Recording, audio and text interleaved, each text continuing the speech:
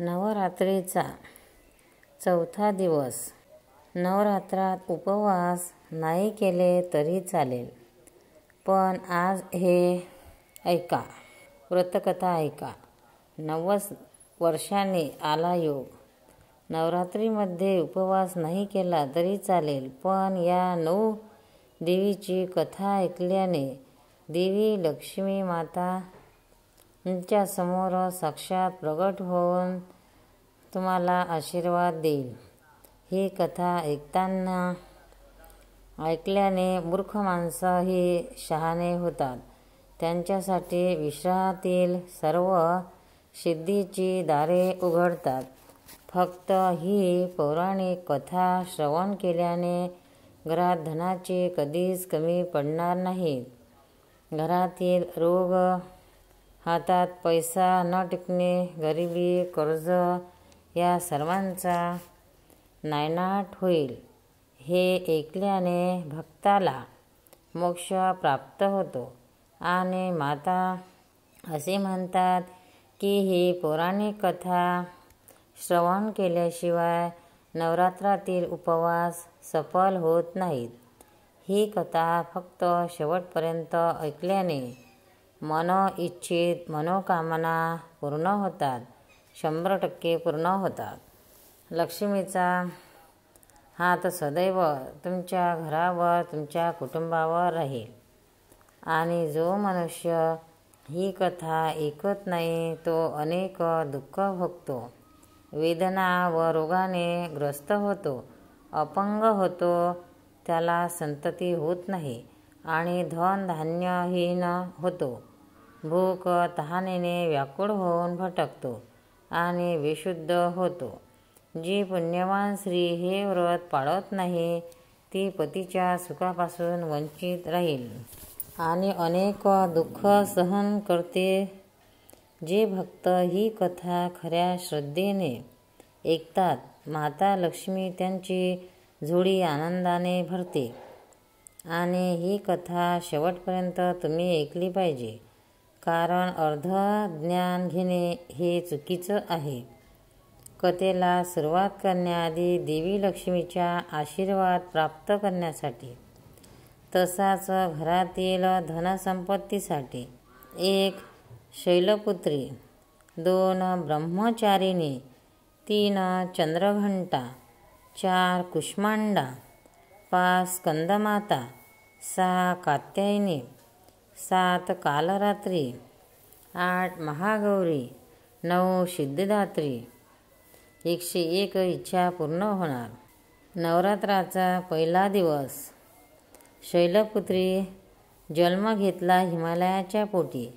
वाहन वृषभवाहन. हातात त्रिशूळ आहे.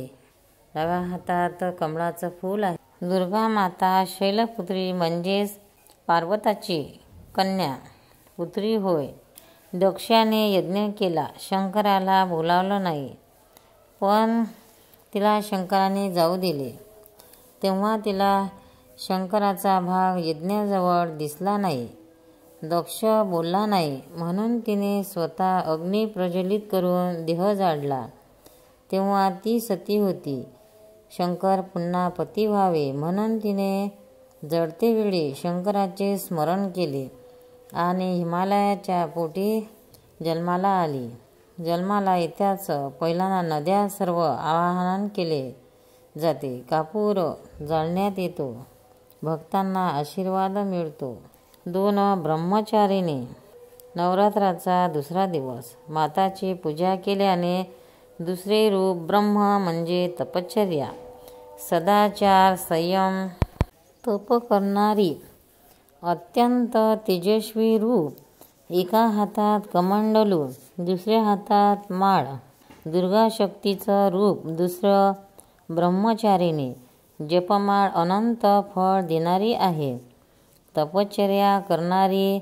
शंकर मिळावा म्हणून 1000 तपश्चर्या केली, कडक पोषण केले, 3000 वर्ष पिकलेले पानं खाल्ली, 1000 वर्ष उपवासी म्हणून अर्पणा नाव पडले. आजपर्यंत कठोर तपश्चर्या कोणीच केली नाही. नारद असे सांगत होते. आणि अर्धमाला यश सच्चिदानंद प्राप्ती होते. नवरात्रामध्ये चंद्रघंटा तिसरा अवतार. नवरात्राच्या तिसऱ्या दिवशी चंद्रघंटा शांत कल्याण करणारे ध्यान फायदेशीर आहे. अर्धचंद्र आहे म्हणून चंद्रघंटा म्हणतात. दुर्गा मातेने चंद्रघंटा अवतार घेतले. महिषासुराचे इंद्राचे देवांचे राज्य घेतले. विष्णूने चक्र दिले. ब्रह्माने कमंडलू दिला. शंकराने त्रिशूळ दिला. राक्षसांना वाटले की आता आपला मृत्यू आहेच म्हणून त्यांनी हल्ला केला. नवरात्रातला चौथा दिवस देवी कुष्मांडा देवीची पूजा केली जाते. माता कथा चौथ्या दिवशी कुष्मांडा मंद हास्य मणक्यापासून जगाची उत्पत्ती करते. 8 हात आहे, धनुष्य आहे, त्रिशूळ, शंख, चक्र, कमंडलू, माळा देवीच्या आहे. कुंभाराचा यज्ञ आवडते. कुष्मांडा म्हणजे कुंभार. निर्मळ मनाने पूजा भक्ती खऱ्या मनाने करतात. रोगापासून मुक्त करते. नवरात्रातला 5वा दिवस स्कंदमाता. शंकर पार्वतीचा मुलगा कार्तिक स्वामी आहे. हिमालयाची कन्या पार्वती आहे. कार्तिक स्वामीची आई म्हणून स्कंदमाता. 4 हात आहेत, कमळ आहे, फूल आहे, कमळांवर बसलेली आहे. सर्वांचे दुःख दूर करते. रंग गोरा आहे. सूर्यमालेची या देवीला उपासना करतात. चैतन्य निर्माण करतात. नंबर 6 कात्यायनी.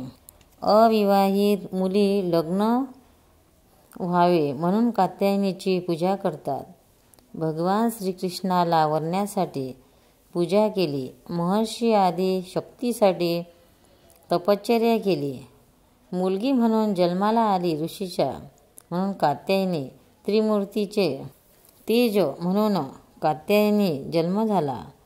दशमीला महिषासुर शुंभ निशुंभ इंद्राचे राज्य वरुणाला सर्व देवांचा हक्क घेतले. वरुणाचा पाणी पाडणे यमदंड सर्व महिषासुरानेच काम घेतले. इंद्राचे वज्र घेतले. सर्व देवांची शस्त्रे घेतली. तेव्हा कात्यायनी होऊन त्याचा नाश केला. 7 नंबर कालरात्री. रात्रीपेक्षा काळी आहे. मधु प्राशन करत आहे. आई भक्तासाठी निर्माण होते. कालरात्री पार्वतीच्या देहातून महासरस्वती निर्माण होते. तेव्हा तीच शरीरकोशापासून झाली म्हणून कौशिकी. आणि तेव्हा पार्वतीचे शरीर काळे पडते म्हणून ती कालरात्री. घोड्यावर बसली आहे.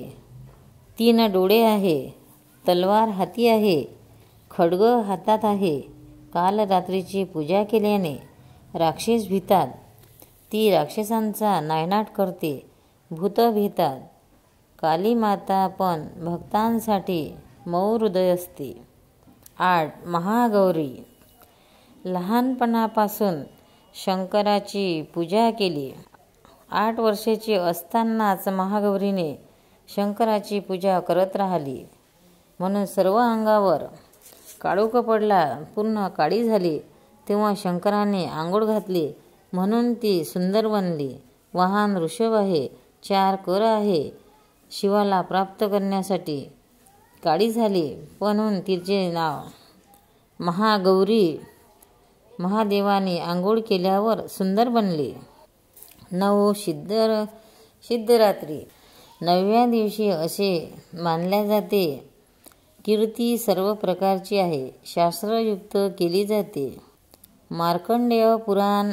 अनामिका गणामिका सर्व काम वाक्यसिद्धी 9 प्रकारच्या सिद्धी प्राप्त होतात. तिला सिद्धिदात्री म्हणतात. भगवान शंकर अर्ध शरीर पार्वती झाले. 4 हात आहे. फूल आहे. नवदुर्गा म्हणून ही 9वी आहे. कोणती माणसाने देवीची पूजा केली असता मोक्ष प्राप्त होतो. आजच्या युगात एवढी उपासना करू शकत नाही.